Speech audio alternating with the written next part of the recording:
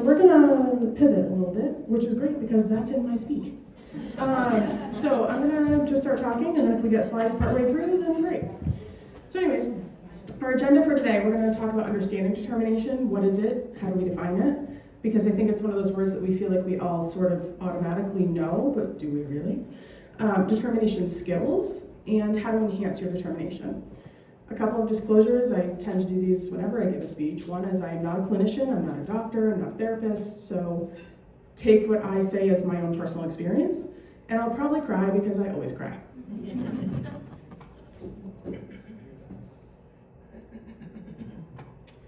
No touch screen. Okay. So I'm going to talk a little bit about my personal story. Steve did touch on it a little bit. I had a thalamic stroke, a clot, in 2016. I was 33. They believe it was caused by long-term use of birth control and migraine medication. I've had all sorts of tests to make sure that it wasn't some sort of clotting disorder or, the number of things that they check you for. But my symptoms were not typical, so I like to make sure that I mention this. I know that we all like the FAST acronym, face, arm, speech, time. I didn't have any of that. Well, time, obviously, but my stroke started while I was working at a busy insurance office, and my hand from like above my wrist down started tingling like it was gonna fall asleep. But I was typing an email, so I was like, how is this falling asleep while I'm typing an email? That doesn't make sense, but okay. The next day, I'm not going to go through every single detail, but the next day, the tingling had spread to my half of my face and my foot. So over 10 days, I went to the doctor multiple times. I had blood work done multiple times, and on the 10th day, I was getting ready to go to work, and I didn't feel good. And essentially, I ended up in the ER paralyzed on my right side. I was in the ICU for 3 days. I'm very fortunate because I know a lot of people in these support groups that I go to were in for months or they were in a coma. I fortunately did not experience that. I had 24-hour care at home for 3 weeks after my injury, which also I'm very fortunate. Some people don't have that, but my friends and family all rotated to take care of me. And I was using a walker for a good amount of time. After that, it was a cane, and then eventually I didn't have to use the cane anymore. But I will say the biggest thing with my story is grief. I went through a lot of grief. The first 3 years were the hardest because I was grieving the loss of my old life. And I know a lot of people in this room understand that. So that's just a little synopsis of my story. I do want to do a little exercise with everybody. It's going to sound really woo-woo, but hang in there with me. So if everybody could close or lower your eyes, we're going to do a little breathing exercise. So a great way to regulate your nervous system, and we're going to talk about this later, breathe in through your nose for a count of 4, whatever 4 is for you, and out through your mouth to a count of 6. Even if it's 1, 2, 3, 4, just do whatever works for your breath. And I want you to do that 2 or 3 times.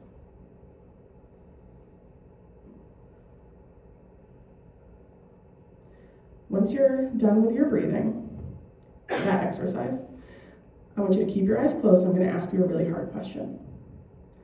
If you have a brain injury or you care for someone that's had a brain injury, do you think that you have a terrible life since your brain injury? Raise your hand. And I want this to be anonymous, that's why I'm having you guys close your eyes. Does anyone feel like their life is worse? Okay, thank you. Feel free to open your eyes. I appreciate everyone's honesty.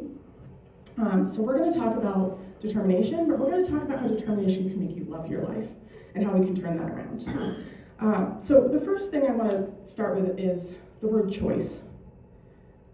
Even as a brain injury survivor, you have choice.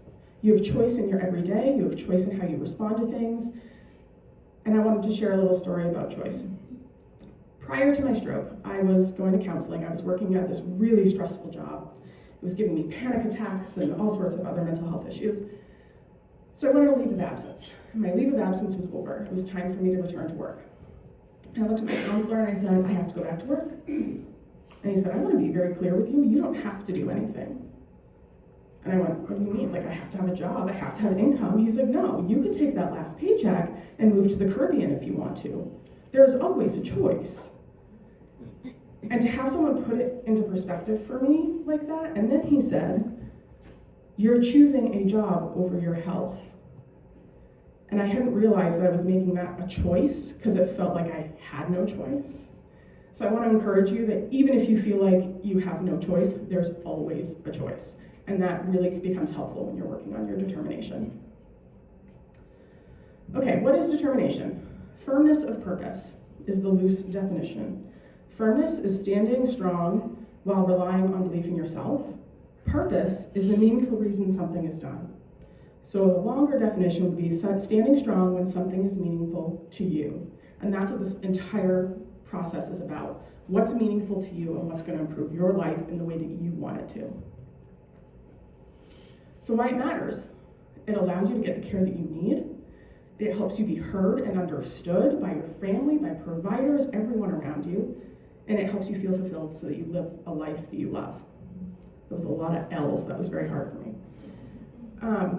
So the basics of determination. Determination, I just wanted to check my notes. Determination is not something you're born with. Some people think it's like inherent. You're either a determined person or you're not. That's not true. It's about taking regular, decisive action towards something that's meaningful for you. So you can actually cultivate determination within you. It's not necessarily something you're born with. And you can start small. Increase your physical activity a little bit. Try and do a Sudoku every day. Whatever is going to make you feel like you have had the determination to achieve a goal is fine. And everyone's level of that is different. And then taking those regular small actions leads to confidence, which leads to more determination, which leads to bigger goals and achieving bigger goals and bigger things. So it might sound silly to set a goal of doing a Sudoku every day, but in the long term, that can make it, I'm gonna start reading more. I'm gonna read more pages. I'm gonna write a book. Like, it could grow into so many things. All right, testing your limits. So I have a little story about this. My physical therapist, who's amazing, still talk to her today. She was out for the day, and I had a different physical therapist filling in for her. Anyone's ever done that, it's very intimidating and very scary because you feel like they don't know you and they don't know what you need. Well, this physical therapist said she was going to put me on this little miniature trampoline. I'm using a walker. What are you talking about? A trampoline? That doesn't make sense. And she said, no, you're gonna hold the bar, you're gonna hop a little bit, you're not gonna like bounce, and you're gonna have a gait belt on, so I'm gonna hold you, it'll be fine. And I was like, no, it won't be fine, I am not comfortable. And she said, I'm not gonna let you fall, it's too much paperwork. I guess that's fair. I can tell who the PTs and OTs are in this room by how hard they laughed. So it's too much paperwork. Okay, so I got on that little trampoline and I did these little bounces. It was like I'd never hopped before in my life. My brain was actively rewiring itself. And then the next time I saw you guys can come up, yeah. The next time I saw my own regular physical therapist, she asked me how that went. And I said, it was terrifying. What are you doing? I mean, yes, I'm glad I did it, but I was terrified. And I asked her, you keep saying I'm doing a good job. What does that mean? Like, am I having a good recovery because my stroke wasn't that serious? And she's like, no, I wouldn't say that. Oh, okay. And she said, it's because you show up. You come to every appointment. You do everything that's asked of you, even if it's terrifying. That's why you've had the progress that you've made, because a lot of people don't go to their physical therapy appointments. A lot of people cancel, or they go in with a bad attitude and they don't get enough out of it. And that struck me a lot as choice. I made the choice to go in every day, 3 days a week, and actually do the exercises. And I did the home exercises exactly like they told me to do. So we're going to talk about testing your limits, and I wanted to make sure that I gave that as an example. Oh, look, it's up there. Yeah, thank you.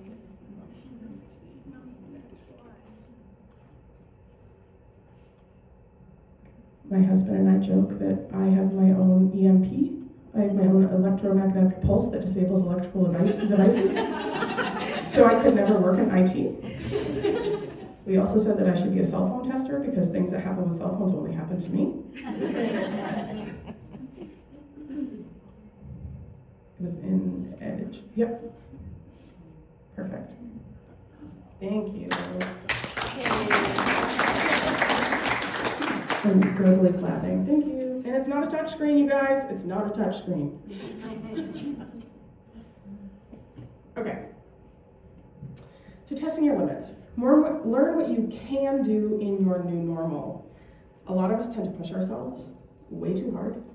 And then we go, I can't do anything. Well, that's not true. It's just a matter of pivoting and figuring out what you can do, what is going to work in your new normal. Can you safely push yourself to do more? I didn't know I could be on a little trampoline. I would have never done that on my own.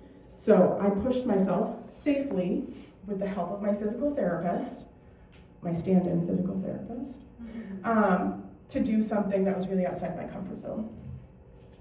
Before I move on to the last part, I do want to share another story. Steve mentioned John Richards. He was my mentor. He was a huge part of the brain injury community for Maine and New Hampshire, to the point where there was an award for him last week in his honor, and they were going through the list of things that he had done over the years, and I always forgot how much he did because he was so humble. But he and I taught self-advocacy to survivors through support groups and different sessions. And one of his stories that I always love, he was in physical therapy, and they asked him what his goal was. He said, I need to go chop wood for the winter. And even years later, he was still very affected. And he said, the therapist didn't tell me I couldn't do it. She gave me a piece of 2x4 that was about the size of a chainsaw, took me out in the woods behind the physical therapy office and said, okay, walk through the woods and go chop your wood. And he said, to my credit, it only took me 3 times to realize that wasn't gonna happen. So he was trying to figure out what he could do in his new normal, and he realized he could stack the wood. He couldn't walk out in the woods with a chainsaw and cut it down, but he could stack it. So he ordered his wood for the winter, all cut and ready to go, and then he stacked it himself. So that's how he adapted for his new normal, to make sure that he still felt like he was contributing to his household and doing what he needed to do for his heat and safety and all of that. So notice your recovery and adjust appropriately. I realized for me early on that my recovery was equal to how long I was active. So if it took me an hour to do an activity, it took me an hour to recover.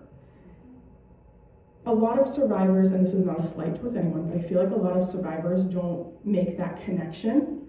If you can, it makes a huge difference in your recovery. It makes a huge difference in your determination and what you can get done.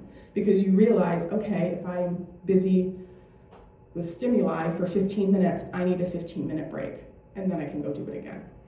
So recognizing what your recovery time is and then adjusting for that, and obviously the further out from an injury, it can totally change. So for me, 9 years later, that recovery time is very different.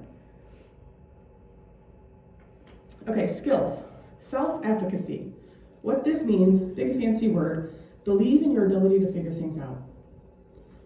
You decide how to respond in a situation, and you decide how you want to move forward. This can be your exercises for physical therapy. This can be your relationships at home. This can be anything. You are making the choice of how you want your life to be and how you want that interaction to be every single moment. And recognizing that you have that choice can make a really big difference. And also, believing that in your ability to figure things out is 90% of it. If you believe you can figure something out, you will. It just might not look like everybody else would figure it out. Active coping skills. Pause and pivot in the situation, like I did 10 minutes ago. When the screen doesn't work, okay, what do we do in the moment? Well, I'm not gonna sit here and make you guys wait for a half an hour for tech. So we're just gonna start talking and see what happens. It's fine. Pausing in the situation and pivoting in the situation gives you more control, and it gives you more choice and determination in those moments. Focus on your breath. We did our little breathing exercise earlier. The reason I did that, when we're stressed, anxious, dealing with a difficult situation, we tend to hold our breath. A lot of people don't realize that. Or we tend to have shallow breathing instead of good, deep belly breathing. If you're in a stressful situation, make sure you're breathing. In for 4, out for 6. And that's a really wonderful reset for your nervous system. And then think before you respond. I know, post-injury, my tolerance for BS has gotten quite low. My mother pointed this out to me. And I was like, oh, yeah, my husband pointed this out to me. Yeah, when you almost die, everything kind of changes perspective. So I'm trying to be better about thinking before I respond. Because my gut instinct now is I'm not mincing words and I'm going to tell you exactly what I think. And I'm trying to be better about that. And as brain injury survivors, it's definitely something that we can all work on. Okay, be flexible with your expectations of others, your expectations of yourself, your schedule, and expect setbacks. We have a lot of expectations. Just as humans, we have expectations on ourselves that we expect us to conquer this injury and life will all be fine. I went to my neurologist after I was discharged from the hospital and I said, how long is this going to take? 3 months? I don't have time for this.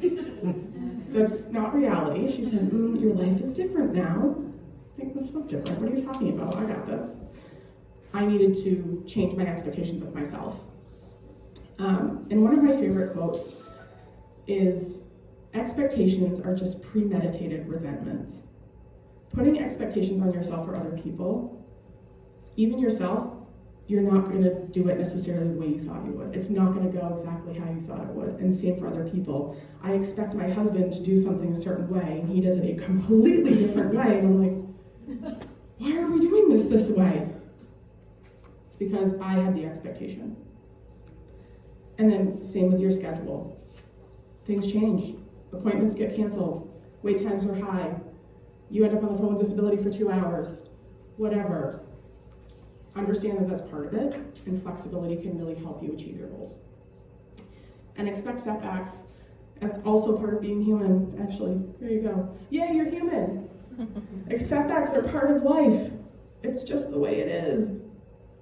When you have a brain injury and you're dealing with advocating for yourself, it can seem like those setbacks are really big, beyond what anyone else experiences, but they're still part of life. And being flexible can make a really big difference in how you navigate those. Pace yourself, pace yourself, pace yourself. I need everybody to remember that. Pace yourself. Pacing is a huge part of recovery. Huge. You will have good days and bad days. Caregivers, providers, your brain injury survivors will have good days and bad days, and it's completely normal. Taking a break does not mean you're lazy, no matter how long it is. When I was going through disability through my employer, because I had long-term disability as a benefit, they called me one day and said, you should be fine now. We're stopping your disability. You can work 40 hours a week. That was 9 years ago. I still can't work 40 hours a week. But I appealed that myself. And I applied for a Social Security disability, and I appealed that myself. And there were times that I would take a month between phone calls or emails or whatever because it was so exhausting.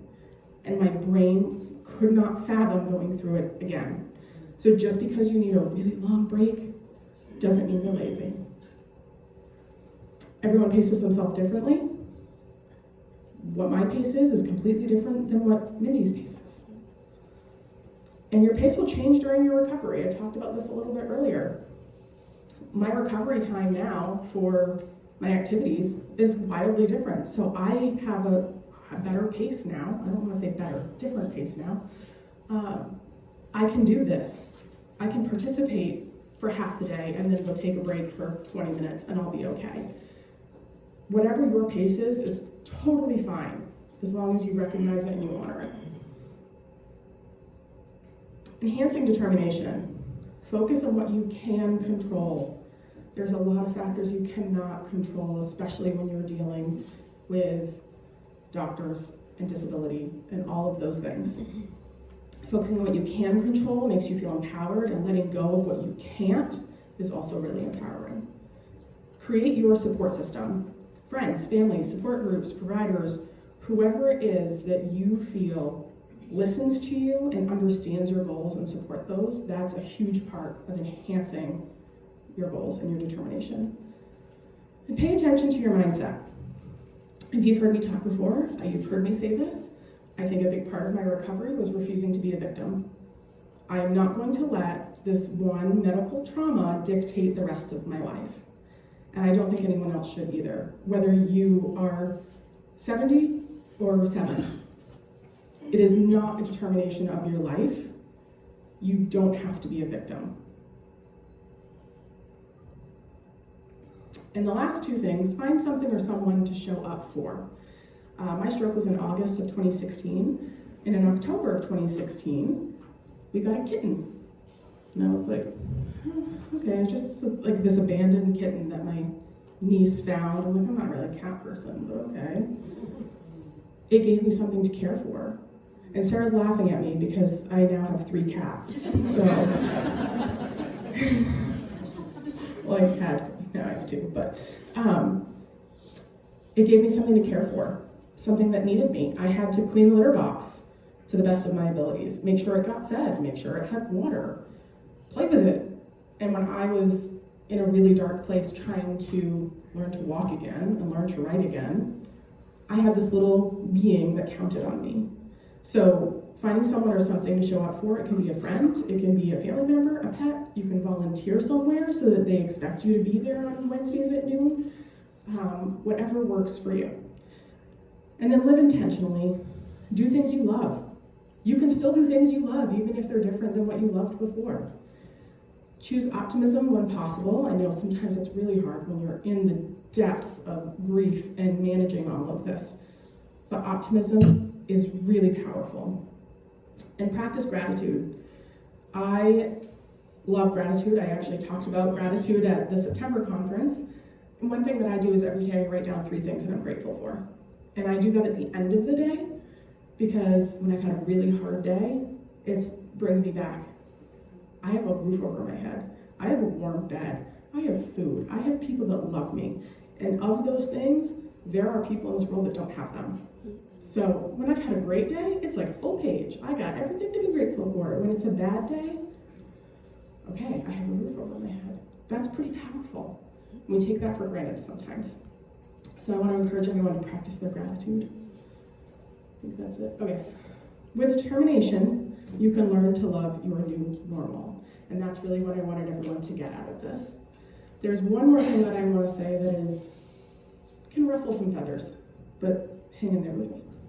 I have a friend who's a veteran and a brain injury survivor, and she and I send each other voice notes because we both get really overwhelmed reading and texting, and we were talking about determination and recovery, and she sent me a voice note that said, Superman isn't real. He's not coming to save you. No one is coming to save you. I was like, oh my God, that's so harsh. Why would you say that? And I went, she's right. I have to save me. I'm the one that I have to rely on. I'm the one that is making those decisions every day in my life to make sure that I get what I need and that I'm living a life that I love.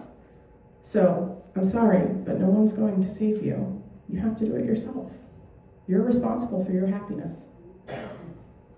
And that's it. I didn't have anything else. So I can do some questions and answers if anybody has any.